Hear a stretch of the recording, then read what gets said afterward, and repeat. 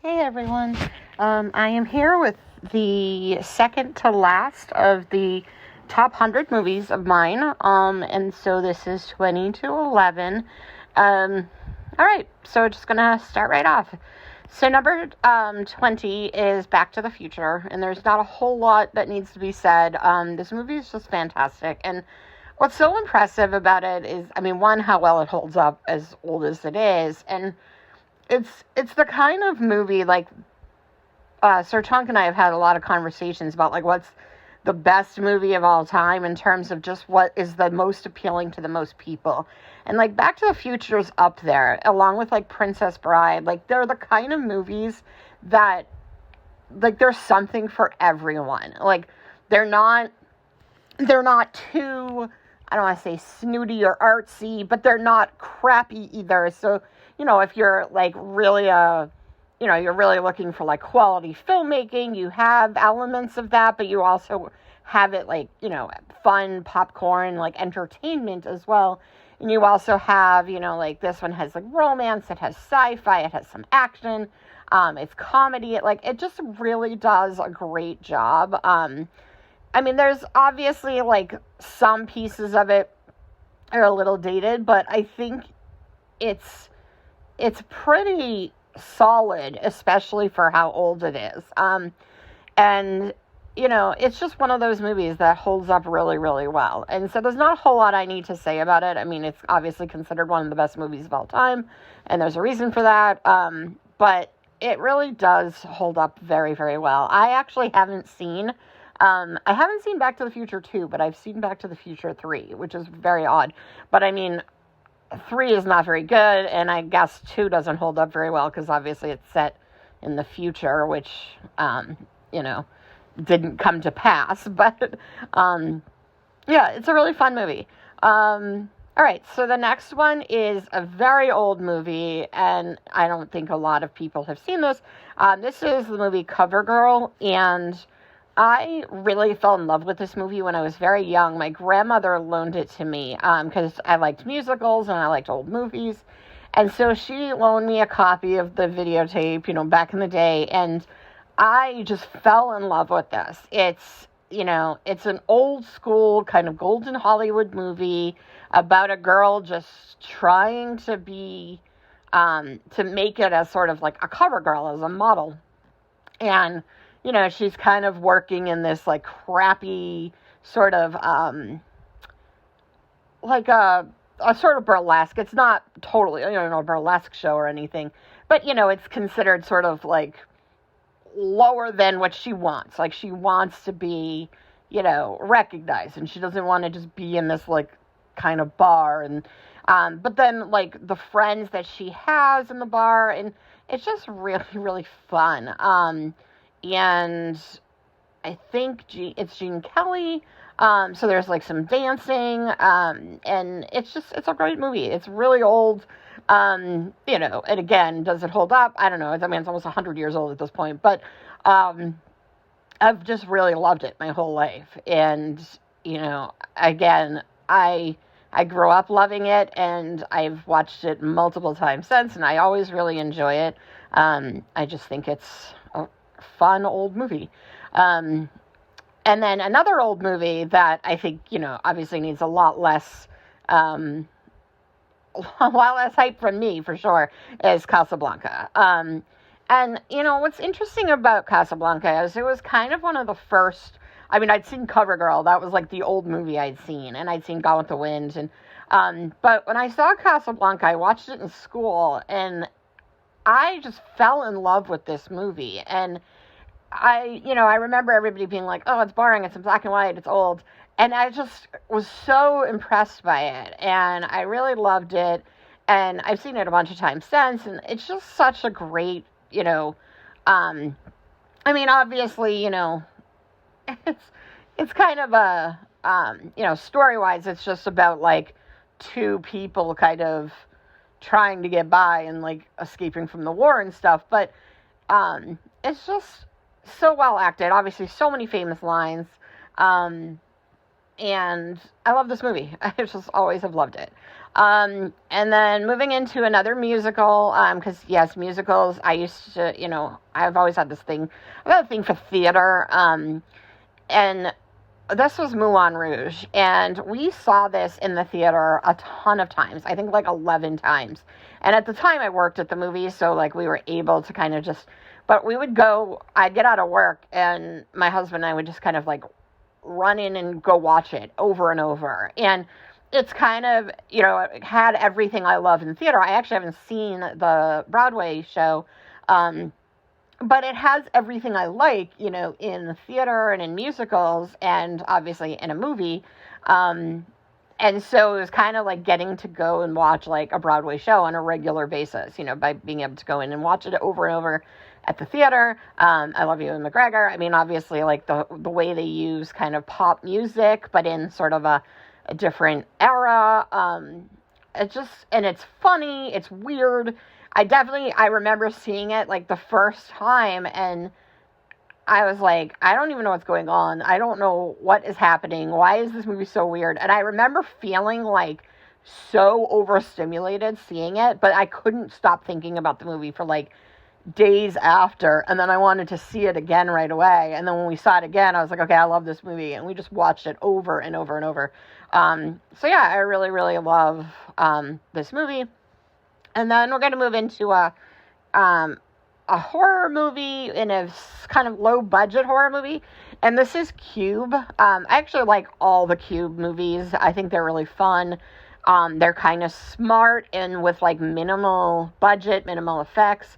I think it might be Canadian, and I only say that just because like there's been a couple really good like low budget Canadian movies. I'm pretty sure Pontypool is Canadian, and the type of horror movie I like. I mean, I do like, I like Saw, and that's kind of, actually the original wasn't that big budget, but obviously, they have effects, and they have like fairly effective,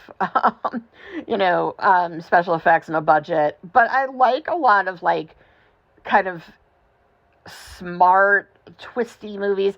I do like Traps, obviously. I like Saw, I like the Final Destination movies because I think they're creative. So I just thought Cube was really fun. I like the trap element, but I also just found it like intelligent. It was kind of like using like math and like critical thinking to survive essentially like a horror puzzle.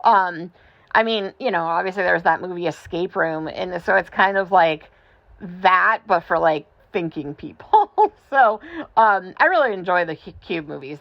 I guess they're kind of silly, but I really love them. And another horror comedy, and this is, I think, like is an exceptional horror comedy, is Cabin in the Woods. And Cabin in the Woods does what Scream does, where it's a horror comedy for people who love horror movies.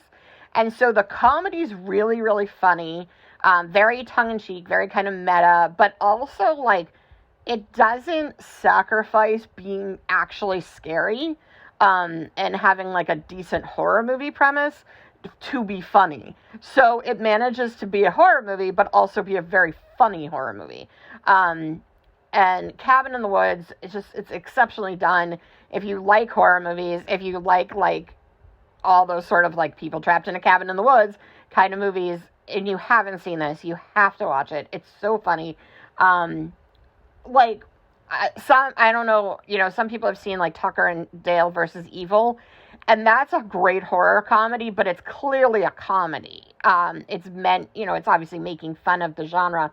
Cabin in the Woods does that, but it also has a pretty good horror movie in it too. It's actually, it's not terrifying or anything, but it's pretty creepy and pretty scary, but also just super, super funny.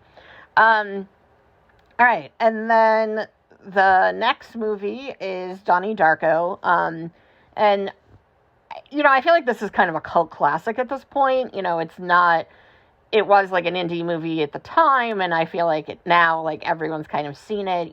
Jake Gyllenhaal's a lot more popular now, but what I really liked about Donnie Darko is it was like smart and kind of twisty, and it talked about like complex things like time travel and stuff, but it did it in like a really unique way. And it has like kind of a heartfelt sort of coming of age element to it and story to it, but it's also this like deeper sort of like time travel sci-fi thing.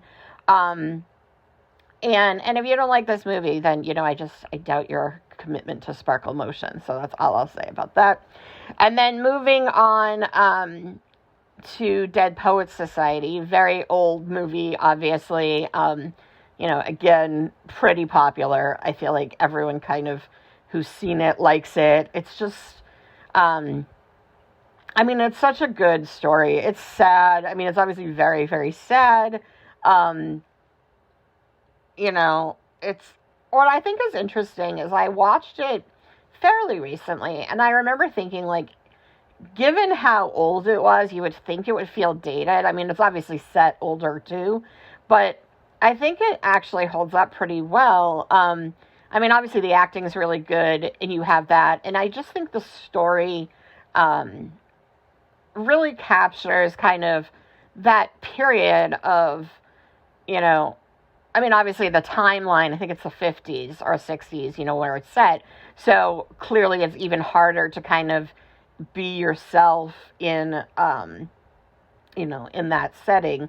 But I don't think that that's really like change, like people still struggle with like, what their parents want, what the school wants, what, the figures around them, what their friends think of them, and trying to find their own identity and shape their own identity in a world that's kind of trying to shape it for them. And, it's still like, even if it's not, set recently, it just kind of still has that feeling of like, that period of time where you're like, how do I set myself apart? How do I find my path?